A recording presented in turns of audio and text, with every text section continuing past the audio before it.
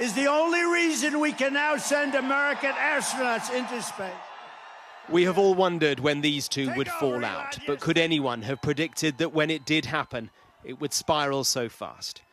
With one tweet, a truly imploding relationship after an extraordinary escalation in the space of just a day. Time to drop the really big bomb, Musk wrote.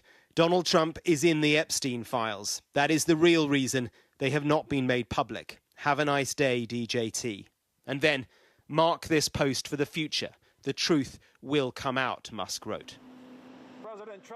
The spiral had begun hours earlier, before those remarkable comments. It was in his lunchtime meeting with the German Chancellor that President Trump was asked about his old pal's criticism of the massive spending bill the president is trying to push through Congress.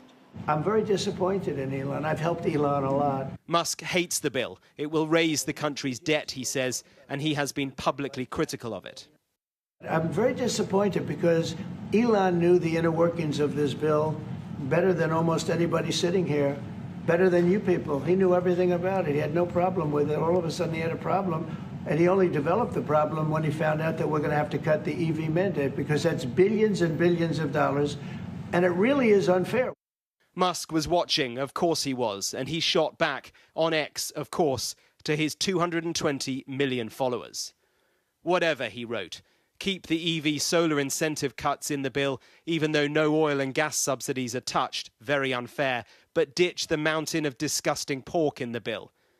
He went on, in the entire history of civilization, there has never been legislation that is both big and beautiful. Everyone knows this. And then the kicker. Without me, Trump would have lost the election. The Dems would control the House, and the Republicans would be 51-49 in the Senate. Trump's response: Elon was wearing thin. I asked him to leave the White House. It didn't look that way on Friday, when the farewell seemed to be a fond one. Elon's service to America has been without comparison in modern history. Now Trump is saying this: the easiest way to save money in our budget, billions and billions of dollars, is to terminate Elon's governmental subsidies and contracts. I was always surprised that Biden didn't do it. And now Musk is musing with a poll whether it's time to set up a new political party. And then, late in the afternoon, the wheels came off. We do not know quite what Musk is alleging with his reference to Jeffrey Epstein. He and Trump were socially acquainted during the 1990s and 2000s. Epstein died in prison in 2019. He was awaiting trial for sexual abuse and the trafficking of minors. Sky News has approached the White House for comment. This is no trivial spat. It is between the most consequential president in American history and the world's richest man. Together, they have massive political and financial clout. We have seen what that looks like when they work together.